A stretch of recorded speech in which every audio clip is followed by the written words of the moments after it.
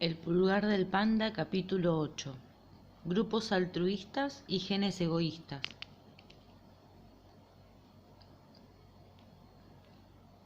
El mundo de los objetos puede ser ordenado según una jerarquía de niveles ascendentes de cajas dentro de cajas. De los átomos a las moléculas constituidas por átomos, a los cristales formados por moléculas, a los minerales, las rocas, la Tierra, el sistema solar, la galaxia hecha de estrellas y el universo de galaxias. A diferentes niveles operan fuerzas diferentes. Las rocas caen por la fuerza de la gravedad, pero a nivel atómico y molecular, la gravedad es tan débil que los cálculos normales la ignoran. La vida también opera en muchos niveles, y cada uno de ellos desempeña un papel en el proceso evolutivo. Consideraremos tres grandes niveles: los genes, los organismos y las especies. Los genes son los planos de los organismos. Los organismos son los elementos de construcción de las especies. La evolución requiere variación, ya que la selección natural no puede operar sin una amplia serie de alternativas. La mutación es el motivo último de variación, y las unidades de variación son los genes. Las unidades de selección son los organismos, pero los individuos no evolucionan, tan solo pueden crecer, reproducirse y morir. El cambio evolutivo se produce en grupos de organismos interactivos. Las especies son la unidad de evolución. En pocas palabras, como describe el filósofo David Hull, los genes mutan, los individuos son seleccionados y las especies evolucionan. O eso es lo que proclama el criterio darwinista ortodoxo. La identificación de los individuos como unidad de selección es un tema central del pensamiento de Darwin. Darwin insistía en que el exquisito equilibrio de la naturaleza carecía de causa superior. La evolución no reconoce el bien del ecosistema, ni siquiera quiere el bien de la especie. Toda armonía o estabilidad que pudieran darse son consecuencia indirecta de la persecución implacable por parte de los individuos de sus propios intereses. En jerga moderna, conseguir poner más genes propios en las futuras generaciones por medio de un mayor éxito reproductor. Los individuos son la unidad de selección. La lucha por la existencia es una actividad de los individuos. No obstante, en el transcurso de los últimos 15 años, las objeciones a la concentración de Darwin sobre el individuo han inflamado algunos vivos debates sobre los evolucionistas. Estas objeciones han venido desde arriba y desde abajo. Desde arriba, el biólogo escocés Wayne Edwards puso los pelos de punta a los ortodoxos hace 15 años al argumentar que son los grupos y no los individuos las unidades de selección, al menos para la evolución del comportamiento social. Desde abajo, el biólogo inglés Richard Dawkins me ha puesto a mí los pelos de punta con su afirmación de que los propios genes son unidades de selección, y los individuos tan solo sus receptáculos temporales. Wayne Edwards organizó su defensa de la selección del grupo en un extenso libro titulado Animal Dispersion in Relation of Social Behavior. Empezaba con un dilema: ¿por qué, si los individuos solo luchan por maximizar su éxito reproductivo, existen tantas especies que parecen mantener su población a un nivel razonablemente constante, adecuado a la disponibilidad de recursos? La respuesta darwinista tradicional invocaba las restricciones externas impuestas por el alimento, el clima y la depredación. Solo tantos pueden alimentarse, de modo que el resto perece de inanición. O se hiela o es devorado. y los números se estabilizan. Wade Edwards, por el contrario, argumentaba que los animales regulan su propia población, calculando las restricciones de su ambiente y regulando en consecuencia su propia reproducción. Reconocía de entrada que semejante teoría contravenía la insistencia de Darwin sobre la selección individual, la que requería que muchos individuos limitaran o abandonaran su propia reproducción por el bien de su grupo. Wayne Edwards postulaba que la mayor parte de las especies están divididas en grupos más o menos discretos. Algunos grupos jamás desarrollan mecanismo alguno para regular su reproducción. En el seno de estos grupos, la selección individual reina incontestada.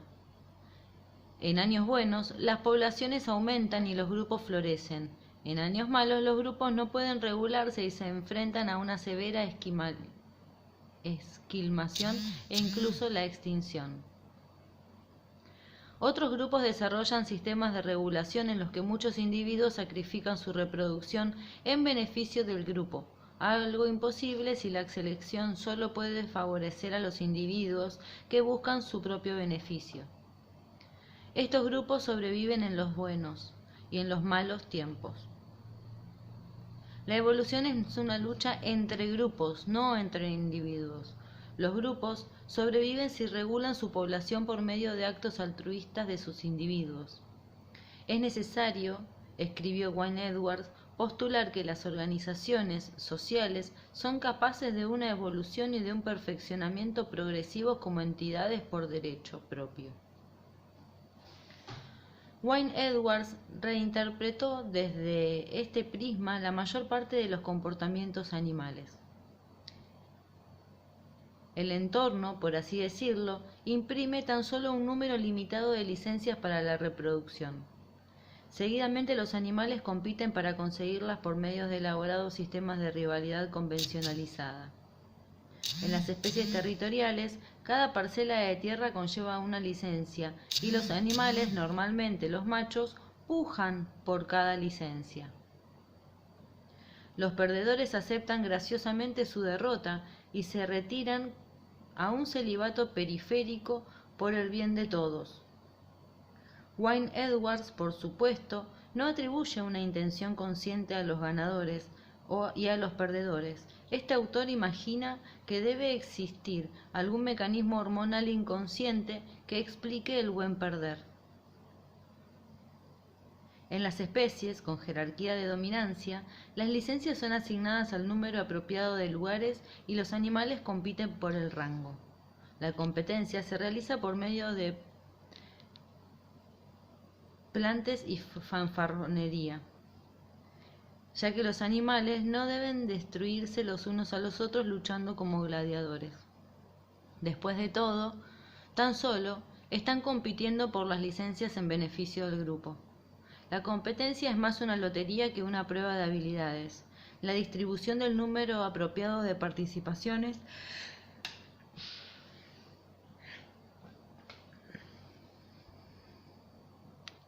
La competencia es más una lotería que una prueba de habilidades.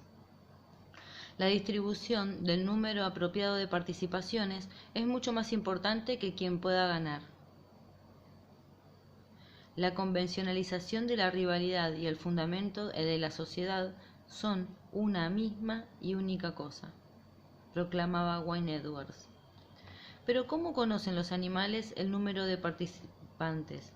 Evidentemente no pueden conocerlo, a menos que puedan censar su propia población. En su hipótesis más sorprendente, Wayne Edwards sugirió que el gregarismo, el enjambreamiento, el canto comunal y los coros surgieron a través de la selección grupal como mecanismo efectivo para censo. Incluía el canto de las aves, la vibración de las chicharras, los grillos y las ranas, los sonidos subacuáticos de los peces y los destellos de las luciérnagas. Los darwinistas se abalanzaron ferozmente sobre Wayne Edwards en la década posterior de la edición de su libro. Siguieron dos estrategias: En primer lugar, aceptaron la mayor parte de las observaciones de Wynne-Edwards, pero las reinterpretaron como ejemplos de selección individual. Argumentaban, por ejemplo, que la cuestión clave de la territorialidad y de las jerarquías de dominancia es quién gana. Si la proporción sexual entre machos y hembras es 50 y 50, y si los machos con éxito monopolizan varias hembras, entonces no todos los machos pueden reproducirse. Todo el mundo compite por el privilegio darwiniano de transmitir el mayor número posible de genes.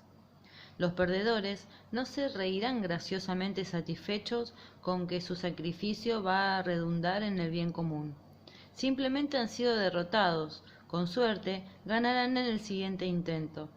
El resultado puede ser una población bien regulada, pero el mecanismo es la lucha individual. Prácticamente todos los ejemplos de Wynne-Edwards de aparente altruismo pueden ser descritos como historias de egoísmo individual. En muchas bandadas de aves, por ejemplo, el primer individuo que ve a un depredador emite un grito de alarma, la bandada se dispersa, pero de acuerdo con los seleccionistas del grupo, el que grita ha salvado a sus congéneres atrayendo la atención sobre sí mismo, la autodestrucción o al menos el peligro en beneficio de la bandada. Los grupos con avisadores altruistas prevalecieron en la evolución sobre todos los grupos egoístas y silenciosos a partir del peligro corrido por el altruista individual. Pero los debates han planteado al menos una docena de alternativas que interpretan el grito como algo beneficioso para el que lo emite. El grito puede poner en movimiento al azar de la bandada, desconcertando al depredador y haciendo menos probable que capture a nadie, incluyendo al avisador. O el que grita puede desear retirarse en busca de su propia salvación, pero no se atreve a romper filas solo, no sea que el depredador lo detecte. Por lo tanto, grita para que la bandada lo siga. Como el avisador no puede tener desventajas con respecto a sus compañeros, o no, al ser el primero en emprender la huida, pero aún así puede seguir resultándole ventajoso el haber gritado, en lugar de permitir que el depredador se apodere de alguien, tal vez de él mismo, al azar. La segunda estrategia contra la selección de grupo reinterpreta los actos de aparente altruismo desinteresado como mecanismos egoístas para propagar los genes propios a través de los parientes sobrevivientes. Es la teoría de la selección de parentesco. Los hermanos, por término medio, comparten la mitad de sus genes. Si uno muere para salvar a 3 hermanos, transmite un 150% de sí mismo a través de su reproducción. Una vez más, se ha actuado por el propio beneficio evolutivo, si bien no en beneficio de la propia comunidad física. La selección de parentesco es una forma de selección individual darwiniana. Estas alternativas no desautorizan la selección de grupo, ya que simplemente reescriben sus historias al modo más convencional de la selección individual darwiniana. Aún tiene que posarse el polvo en torno a esta tan debida cuestión, pero al parecer está surgiendo un cierto consenso, tal vez incorrecto o no. La mayor parte de los evolucionistas de hoy en día estarían dispuestos a admitir que puede darse la selección de grupo en determinadas situaciones especiales. Especies constituidas por muchos grupos socialmente cohesionados y muy discretos que compiten directamente entre sí, pero consideran tales situaciones algo infrecuente. Aunque tan solo sea porque los grupos discretos son habitualmente grupos familiares, lo que lleva a la preferencia por la selección de parentesco como explicación del altruismo dentro del grupo. No obstante, en el momento en que la selección individual emergía relativamente indemne en su batalla contra la selección de grupo procedente de arriba, otros evolucionistas lanzaron un nuevo ataque desde abajo. Los genes arguían, y no los individuos, son las unidades de selección. Empiezan por parafrasear el famoso aforismo de Vattel: de que una gallina no es más que un mecanismo que utiliza el huevo para hacer otro huevo. Un animal no es más, dicen ellos, que el mecanismo que utiliza el ADN para producir más ADN.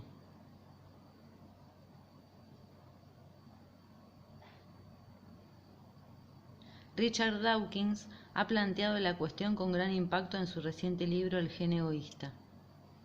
Un cuerpo, escribe, es el mecanismo que utilizan los genes para preservar los genes inalterados. Para Dawkins, la evolución es una batalla entre los genes, en la que cada uno de ellos intenta hacer más copias de sí mismo que los demás. Los cuerpos son tan solo los lugares en que los genes se agregan durante un tiempo. Los cuerpos son receptáculos temporales, máquinas de supervivencia manipuladas por los genes y abandonadas en el basurero geológico una vez replicados los genes y satisfecha su insaciable sed de reproducción en los cuerpos de la siguiente generación. Escribe: somos máquinas de supervivencia, vehículos robots ciegamente programados para preservar las egoístas moléculas llamadas genes. Se agrupan en enormes colonias, a salvo, dentro de gigantescos y pesados robots. Están dentro de usted, dentro de mí, y ellos nos crearon, cuerpo y mente, y su preservación es la razón última de nuestra existencia. Dawkins abandona explícitamente el concepto darwinista del individuo como unidad de selección. Debatiré que la unidad fundamental de selección, por lo tanto, de propio interés, no es la especie ni el grupo, ni siquiera estrictamente el individuo. La unidad fundamental es el gen, la unidad de la herencia. Así pues, no deberíamos hablar de selección de parentesco al altruismo aparente. Los genes tan solo intentan reconocer las copias de sí mismo allá donde se den. Actúan tan solo para preservar sus copias y realizar más. No podría importarles menos que cuerpo en su hogar temporal. Comienzo mi crítica afirmando que no me preocupa lo que la mayor parte de la gente le parece lo más escandaloso de estas afirmaciones: la imputación de acción consciente de los genes. Dawkins sabe tan bien como usted y como yo que los genes no planean ni conspiran, no actúan como agentes voluntarios de su propia preservación. Dawkins tan solo está perpetuando, si bien de un modo más colorista que otros, la taquigrafía metafórica utilizada, tal vez imprudentemente, por todos los escritores populares al hablar de la evolución, incluido yo mismo, aunque espero haberla usado con parquedad. Cuando dice que los genes luchan por hacer más copias de sí mismos, quiere decir, la selección ha actuado favoreciendo a los genes que al azar variaron de tal modo que sus copias sobrevivieron en mayor número en subsiguientes generaciones. Esto último es toda una frase. Lo primero es directo y aceptable como metáfora, aunque sea literalmente inadecuado. Aún así, encuentro un fallo fatal en que el ataque desde abajo a Darwin. Voy a releer. Aún así, encuentro un fallo fatal en el ataque desde abajo a Darwin. No importa el poder que Dawkins desee asignar a los genes. Hay algo que no puede darles: una visibilidad directa para la selección natural. La selección es simplemente incapaz de ver a los genes y seleccionar entre ellos directamente. Debe utilizar cuerpos como intermediarios. Un gen es un fragmento de ADN escondido en las extrañas de una célula. La selección ve cuerpos. Favorece a algunos cuerpos porque son más fuertes, están mejor aislados, maduran antes sexualmente, son más fieros en el combate o más hermosos. Si al favorecer un cuerpo más fuerte la selección actuara directamente sobre un gen de la fuerza, entonces Dawkins podría verse vindicado. Si los cuerpos fueran mapas inequívocas de sus genes, entonces las partículas de ADN en combate exhibirían sus colores exteriormente y la selección podría actuar directamente sobre ellas. Pero los cuerpos no son semejante cosa.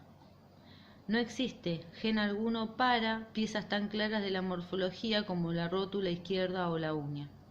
Los cuerpos no pueden ser atomizados en partes, construida cada una por un gen individual. Ciertos genes colaboran en la construcción de la mayor parte de las piezas del organismo y su acción se ve canalizada a través de la caleidoscópica serie de influencias ambientales, embrionarias y postnatales, internas y externas. Las partes no son genes traducidos y la selección ni siquiera opera directamente sobre las partes. Acepta o rechaza organismos completos porque ciertos conjuntos de partes, al interaccionar de modos complejos, confieren ventajas. La imagen de los genes individuales planteando el curso de su propia supervivencia tiene poca relación con la genética del desarrollo, tal como la entendemos. Dawkins necesitará otra metáfora. Los genes organizados formando alianzas, mostrándose diferentes por una oportunidad de unirse a un pacto, calibrando posibles ambientes. Pero cuando se amalgaman tantos genes, enlazándose en cadenas jerárquicas de acción mediatizadas por los ambientes, denominamos al objeto resultante como un cuerpo. Más allá de la visión de más aún, la visión de Dawkins requiere que los genes tengan influencia sobre los cuerpos. La selección no puede verlos a menos de que se traduzcan en fragmentos de morfología, fisiología o comportamientos que supongan alguna diferencia en el éxito del organismo. No solo necesitamos una cartografía biunívoca entre gen y cuerpo, criticada en el último párrafo, necesitamos también una cartografía biunívoca adaptativa. Irónicamente, la teoría de Dawkins llegó justamente en el momento en el que cada vez más evolucionistas van rechazando la afirmación del panseleccionismo de que todas las partes del cuerpo son conformadas en el crisol de la selección natural. Puede ser que muchos genes, si no la mayor parte de ellos, funcionen igualmente bien o al menos lo suficientemente bien en todas sus variantes, y que la selección no escoja de entre ellos. Si la mayor parte de los genes no se presentan a revista, entonces no pueden ser la unidad de selección.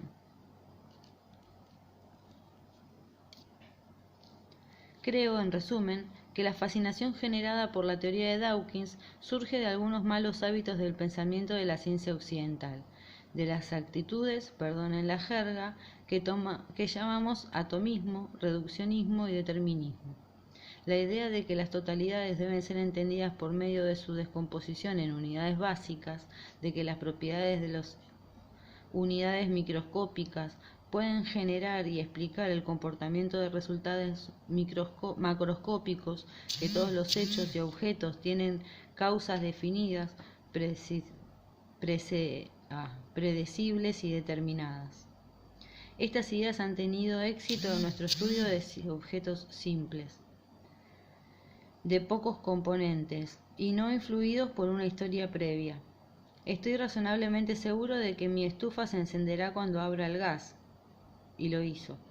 Las leyes de los gases comparten de las moléculas hasta las propiedades predecibles de volúmenes mayores. Pero los organismos son mucho más que una amalgama de genes. Tienen una historia que es relevante, sus partes interaccionan de formas complejas. Los organismos son constituidos por genes que actúan concentradamente, influidos por sus ambientes, traducidos en partes que son detectadas por la selección y en partes invisibles para ella. Las moléculas que determinan las propiedades del agua son pobres análogos de genes y cuerpos. Yo puedo ser dueño de mi destino, pero mi intuición de totalidad probablemente refleje una verdad biológica.